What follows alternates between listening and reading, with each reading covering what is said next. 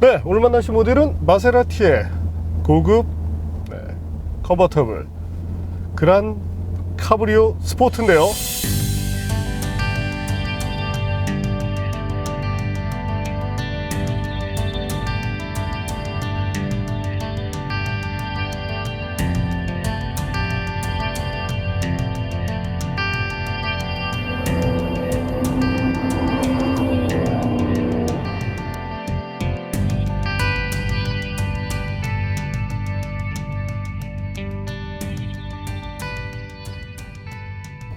음, 460마력의 엔진을 얹고 있는 만큼 성능에 대한 기대감을 상당히 키워줍니다. 특히나 다른 엔진과 달리 자연흡기 사양이라는 것도 요즘 시대에는 상당히 반가운 내용인데요. 네, 붉은색 인테리어를 비롯해서 카본 패널, 여러 가지 것들이 이 차의 좀 특별함을 나타내주고 있습니다.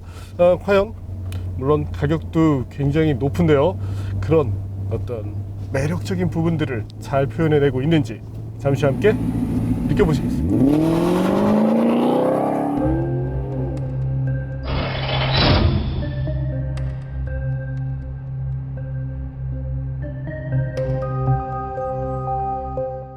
럭셔리 그랜드 투어러라는 장르가 있습니다.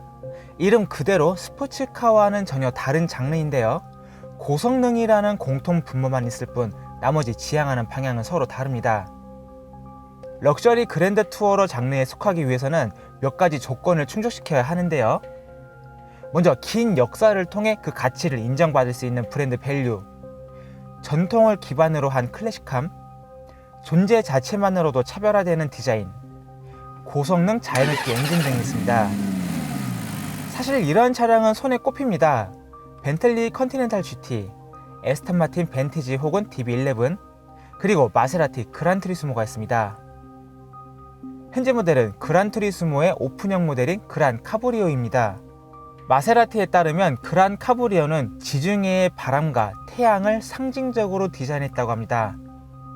마세라티 특유의 강인한 그릴과 헤드램프 디자인이 눈길을 사로잡습니다. 또 실제로 보면 차량의 전면부 높이는 매우 낮게 위치합니다. 측면부를 바라보면 두 가지 장르를 느낄 수 있습니다. 탑이 닫혀있을 때는 대형 쿠페의 모습을 갖습니다. 앞부분이 길고 뒷부분이 짧은 모습에서 클래식한 모습도 느낄 수 있습니다. 탑을 열면 매끄러운 오픈카로 변합니다.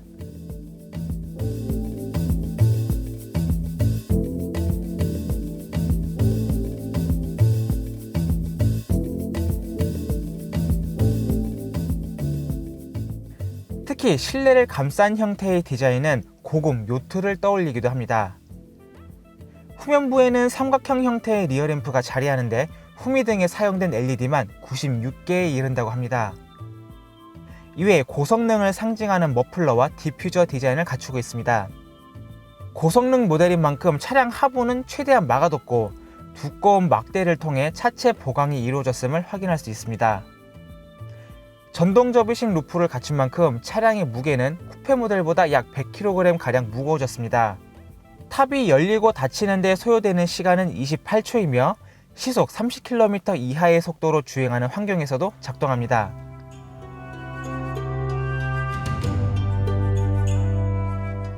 탑의 수납 공간을 위해 트렁크 공간은 상단 부분 축소됐습니다.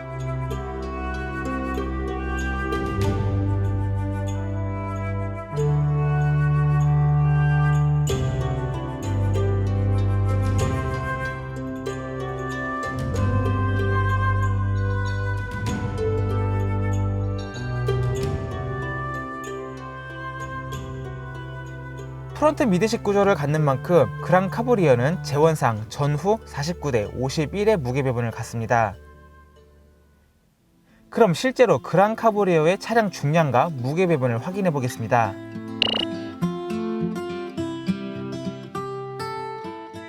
그럼 탑을 열면 어떻게 변할까요? 보시는 것처럼 무게가 조금 더 뒷부분에 집중되는 것을 확인할 수 있습니다.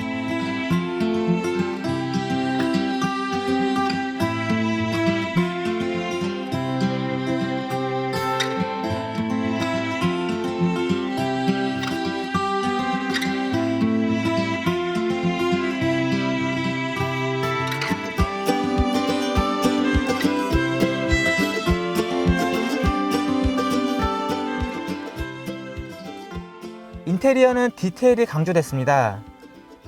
폴트로나 프라우 가죽이 사실상 실내 모든 곳에 적용되어 있는데요. 보시는 것처럼 시트 뒷부분까지 가죽으로 마감했습니다. 이외에 카본과 알루미늄,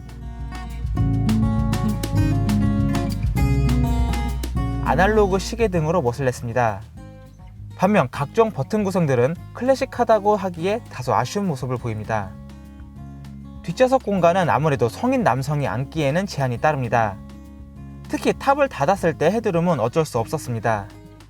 2억 4천만 원의 가격을 갖는 사치품이자 국내에 몇 안 되는 럭셔리 그랜드 투어러인 마세라티 그랑 카브리어의 매력을 지금 확인하겠습니다.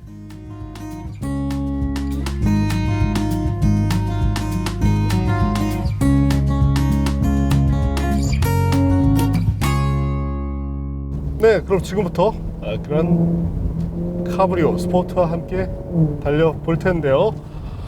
제 섹션에서는 저수지 장치를 끌 필요가 없게 됐습니다. 상당히 마음이 편해졌고, 현재는 이제 ICE 모드로 달리고 있는데, 이 모드는 연비를 효율적으로 끌어내주는 모드입니다. 때문에 가속 페달을 조금 이렇게 두툼하게, 지금도 스로틀량을 30에서 40% 정도까지 이렇게 살짝 압박하고 있는데도 기어를 바꾸지 않고 그대로 그냥 밀어붙이는 이런 모습을 보여주게 되는데, 여같은 스포츠카를 탈 때 어울리는 모드는 아니죠. 단 이제 시내 주행을 했을 때는 분명히 도움이 될 수 있는 모드임에 분명합니다.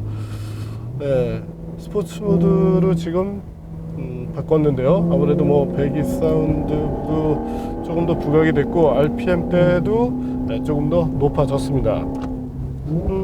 변속기 정도만 수동 모드로 해서 한번 다뤄볼까요?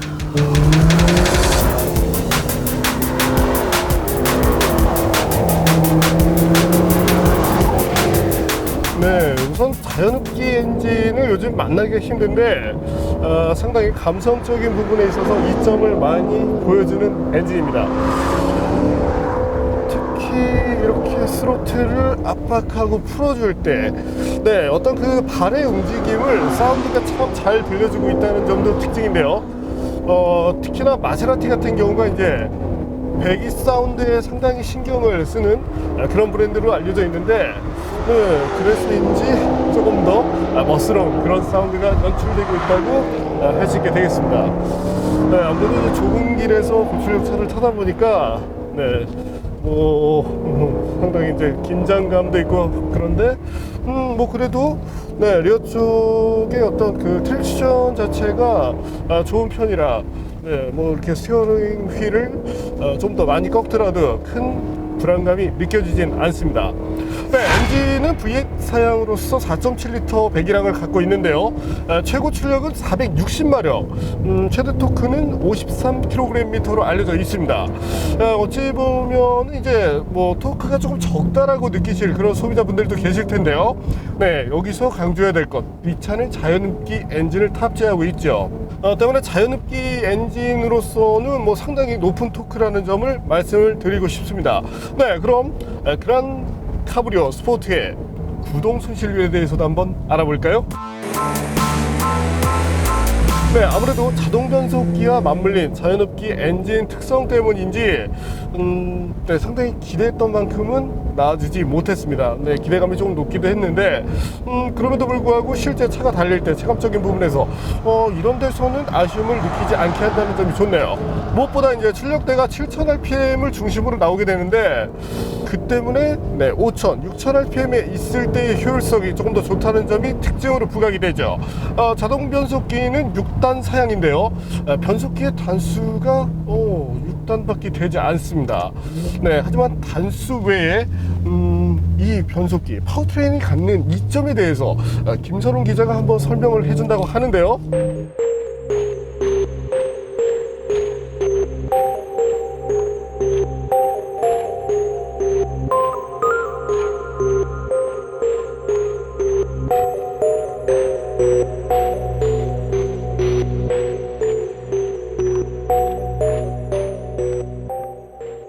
먼저 엔진부터 살펴보겠습니다. 이 엔진은 페라리에서 손수 제작되는 코드네임 F136 엔진입니다. 페라리를 비롯해 알파로메오 역시 동일한 엔진을 사용하기도 했는데요. 초창기에는 4.2리터 배기량에 390마력을 발휘했지만 현재는 배기량이 4.7리터까지 커지고 출력도 460마력까지 높아졌습니다. 이 엔진은 A1 그랑프리에서 사용하기도 했는데 당시 600마력이나 발휘했습니다. 8기통 대배기량 엔진을 사용하기 때문에 무게에서 불리하다고 생각할 수가 있는데요. 하지만 이 엔진은 175kg에 불과합니다. 비교를 해드리자면 BMW의 직렬 6기통 터보 엔진인 N55 엔진이 177kg이었습니다. 과거 아우디가 사용했던 8기통 4.2리터 엔진이 195kg이었으니까 얼마나 가벼운 엔진인지 알겠죠? 하지만 현재는 페라리의 사실상 모든 엔진이 터보차저를 사용하고 있기 때문에 페라리의 마지막 8기통 자연흡기 엔진을 마세라티에서 느낄 수 있는 형국이 됐습니다. 변속기에는 GF의 6단 자동 변속기를 사용하고 있습니다. 네, 6단 맞습니다. 겨우 6단이야 라고 얘기할 수 있겠지만 결코 만만하게 볼 수 있는 변속기는 아닙니다. 먼저 변속기의 토크 대역력은 61kgm 수준으로 그란투리스모나 그란카브리오의 엔진 토크를 넉넉하게 받아낼 수 있습니다. 여기에 MC 오토 시프트라는 소프트웨어를 사용해서 다운시프트를 0.1초 만에 할 수가 있습니다. 여기서 주목할 부분은 더블 디클러칭 기능을 지원한다는 점인데요. 자, 여기 엔진과 변속기가 서로 맞물려 있다고 가정을 한번 해보겠습니다. 일반 자동 변속기에서 설명하는 레브 매칭 기능이란 변속기가 기어 단수를 내린과 동시에 엔진 RPM을 높여줌으로써 두 기기 간의 회전차를 보상을 시켜줍니다. 하지만 더블 디클러칭 기능이란 실제로 동력을 끊어뜨린 상태에서 변속기는 기어 단수를 내리고 엔진 회셋을 높이고 다시 붙이는 과정을 반복을 합니다. 그만큼 끊고 매짐이 분명하기 때문에 일반 자동 변속기에서 느낄 수 없는 아주 박진감 넘치는 감각을 느낄 수가 있습니다. 이러한 기능을 지원하는 변속기는 닛산의 자투코에서 사용하는 변속기 이외에 다임너에서 사용하는 ANG 변속기 정도니까 상당히 의미 있는 기능이라고 할 수 있겠네요. 디퍼런셜 시스템은 비대칭 구조를 갖는데요. 디퍼런셜이 잠기면 최대 슬립을 25%까지만 허용을 하고 풀리면 45%까지 허용하는 구성을 갖습니다. 브레이크 시스템은 전륜 6피스톤, 훌은 4피스톤 구성을 갖습니다. 브레이크 디스크의 경우 주철과 알루미늄을 조합해 만들어 최대 20%의 경량화가 이루어졌습니다.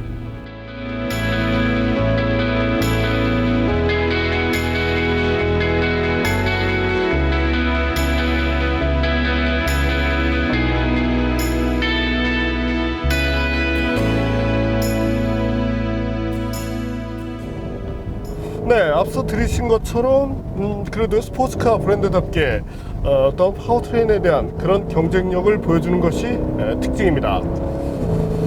네, 뭐 어쨌든 사운드라는 부분에서는 뭐 상당히 이렇게 이점을 보여주게 되고, 네, 리어휠의 움직임이 이렇게 살짝 느껴지는데, 그럼에도 불구하고 이제 휠베이스가 2.9m를 넘어서다 보니까, 네, 거기서 오는 특유의 안정감이 느껴지긴 합니다. 기본적인 차량의 운동 특성은 가벼운 언더스티어를 하지만 가속 페달로 물론 언더스티어, 오버스티어를 오갈 수 있다는 점도 좋고요. 또한 핸들링이라는 부분으로 접근했을 때 역시 후륜구동 스포츠카다운 그런 핸들링 감각을 느낄 수 있다는 점도 좋습니다. 네, 마세라티가 뭐 지금도 이제 일부 모델 같은 경우는 유압 스티어링 시스템을 사용하고 있는데, 네, 어떤 방식을 떠나서 적어도 스포츠카 브랜드다운 그런 세팅 능력을 보여준다는 점이 마음에 드네요. 네, 오늘 뭐 상당히 더운 날씨인데 그럼에도 불구하고 네, 차가 달리는 어떤 이런 감성적인 이런 맛 때문에 뭐 상당히 이 시승 자체는 상당히 즐겁습니다. 개인적으로는 사실 오픈 모델을 좋아하지 않기 때문에, 네, 물론 뭐 저뿐이 아니라 저희 팀 내 대부분이 이제 좋아하지 않긴 하지만, 네, 기본적으로 이 차가 보여주는 이런 매력들에 대해서는 충분히 칭찬을 하게 되네요.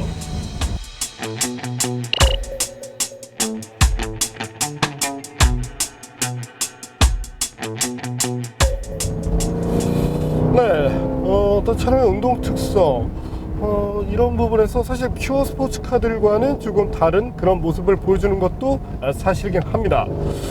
참고로 이제 스피드 레인지를 뭐 다양하게 이렇게 써가면서 테스트를 했을 때, 사실 이제 고속에서 스트레이트를 달릴 때는 별다른 아쉬움이 없는데 고속에서 조금 빠른 그런 코너링을 할 때 살짝 이런 불안감이 느껴질 때가 있습니다. 이와 같은 한계 특성에 대해서는 전인호 기자가 설명을 해줄 텐데요.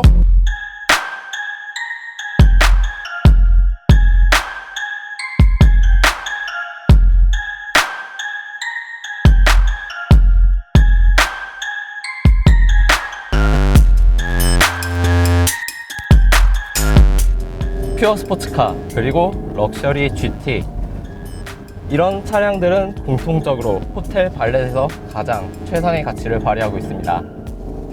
그렇다면 이 차량들을 왜 선택하는 것일까요? 바로 운전 자체를 레저의 의미로 보고 운전하는 시간을 투자하겠다는 의미입니다.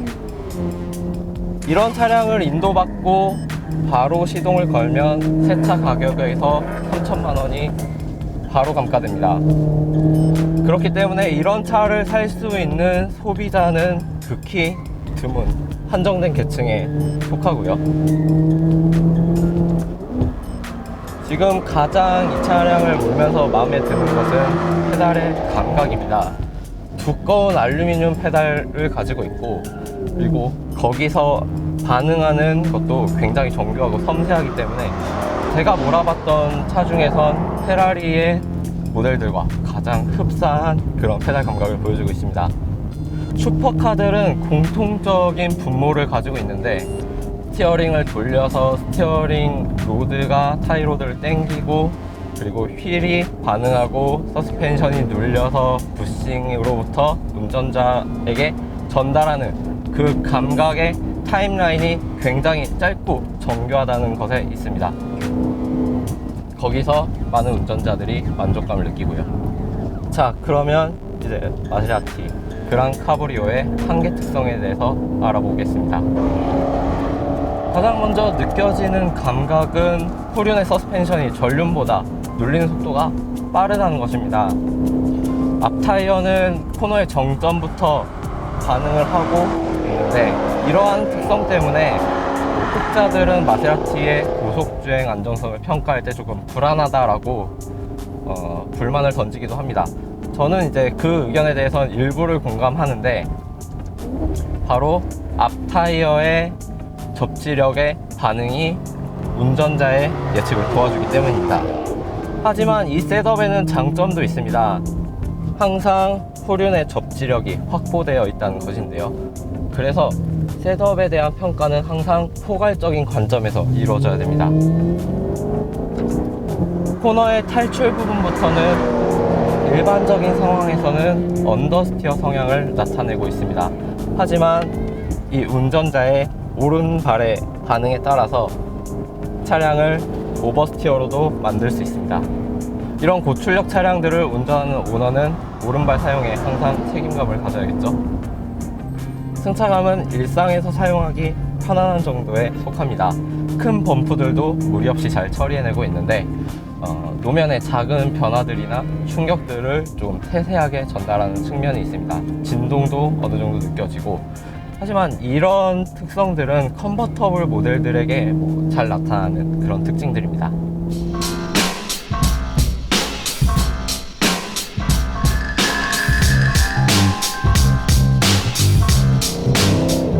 네.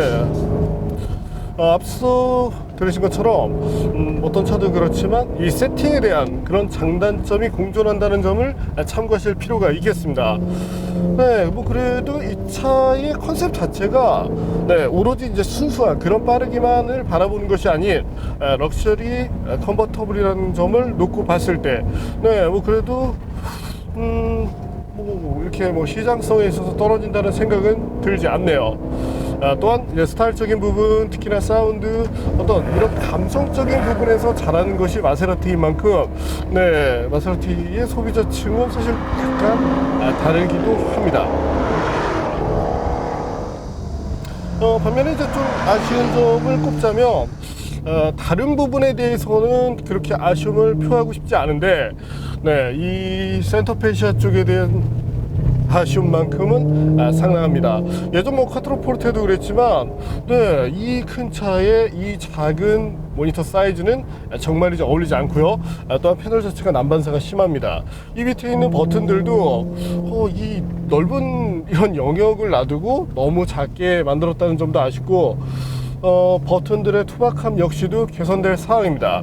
어떤 돈이 정말 많이 들어가는 그런 하드웨어의 엔지니어링에 대해서는 굉장히 많은 신경을 써놓고 마지막에 가서 이렇게 인터페이스, 실내 인터페이스를 잘 하지 못하는 이런 디자이너 분들에 대해서는 조금의 그 질책이 필요하지 않나 이렇게 생각이 되네요. 사실 그 부분을 제외하고는 특히나 뭐 실내에서 느낄 수 있는 감성적 측면으로도 뭐 충분히 좋은 모습을 보여주고 있기 때문에 단 이제 가격으로 봤을 때 이 차의 가격이 2억 4천만 원 정도에 이제 육박을 하는데 물론 이제 저와 같은 층은 소비자층이 아니기 때문에 약간은 이해를 하기 어렵긴 합니다. 여기서 대략 그래도 한 10에서 15% 정도 어떤 그런 가격적인 메리트가 생긴다면 조금 더 관심을 받게 되지 않을까 싶은데요. 어쨌든 럭셔리 브랜드이기 때문에 조금 더 높은 가격을 제시한다는 점은 이해할 수 있지만 그래도 가성비라는 것 역시도 중요하기 때문에 향후에 수입사 측에서 어떤 가격적인 메리트를 조금 더 제공해 주면 좋겠습니다. 그럼 이번에는 그란 카브리오 스포츠의 가속 성능에 대해서도 한번 알아볼까요?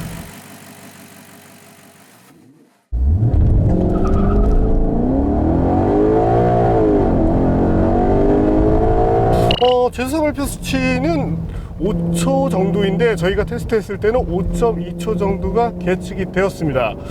체감적으로 본다면 아무래도 이제 무게감이 조금 느껴지기 때문에 여기서 잠시 무게에 대해서 알아볼까요? 현재 보시는 것처럼 마세라티 모델들이 이 어떤 경량화에서 크게 이점을 보여주는 편은 아닙니다. 물론 MC라는 버전에서는 조금 나은 모습을 보여주게 되지만 현재 모델도 중량감은 조금 있는 편인데요. 그 때문에 이제 가속감이 조금 더 떨어지는 그런 느낌이 들긴 합니다. 하지만 수치적으로는 뭐 충분히 빠른 정도를 보여주고 있고, 더욱이 저희 팀을 놀라게 했던 부분이 있는데요. 바로 제동력이었죠. 현재 보시는 것처럼 34m 정도를 보여주고 있는데 냉간시에 단 한 번 36m를 기록한 이후에 모든 테스트를 다 34m로 마치는 모습을 보여주었습니다. 앞서 이 리스트를 한번 다시 볼까요? 리스트에서도 마세라티 모델들이 이제 상위에 포진을 하고 있는데 제동 시스템에 대한 어떤 신경만큼은 마세라티가 정말 잘 쓰고 있다고 말씀드릴 수 있겠습니다.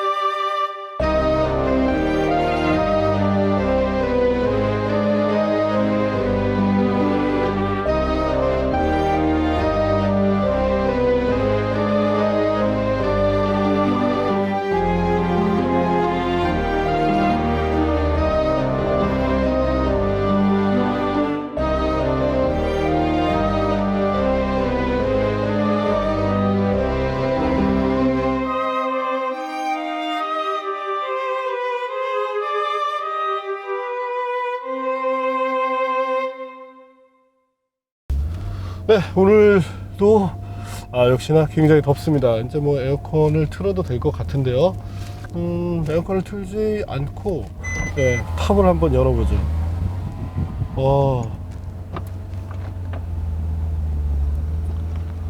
네, 외기 온도가 지금 29도 정도 되는데 29도의 기온이 이렇게 시원하다는 것을 체감해 봅니다.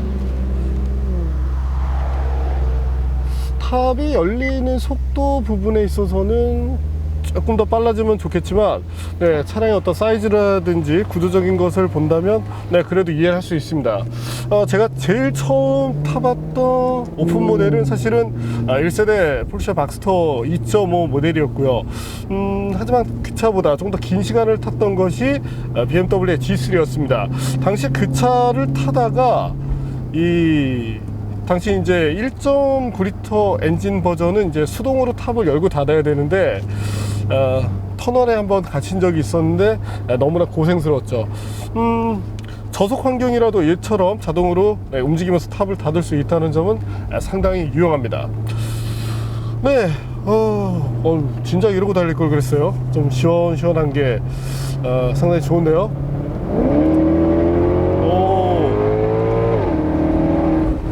네, 엔진 사운드도 훨씬 잘 들어오고, 오디오를 녹음할 때 이런 이슈가 좀 있긴 하지만, 네, 이 환경이 확실히 좋긴 합니다. 머리숱이 없어서 좀 머리가 많이 날아다니는 것이 좀 흠이긴 한데, 그래도 이 맛 때문에 오픈 모델을 타는 것이겠죠. 네, 오늘 만난 그란 카브리오 스포트, 사실 일반적인 소비자들이 쉽게 접근할 수 있는 모델은 아닙니다. 그럼에도 불구하고 이 차만이 보여주는 그런 감성적인 부분, 거기에 오픈 에어링이 가능하다는 점, 바로 그 점이 그란 카브리오 스포트가 갖는 최고의 매력이라고 할 수 있게 되겠네요. 여전히 자연스럽게 엔진을 고수하고 있다는 점도 상당히 마음에 들고요. 네, 오늘은 정말 특별한 그런 VIP들을 위한 컨버터블 마세라티 그란 카브리오 스포트를 만나봤습니다.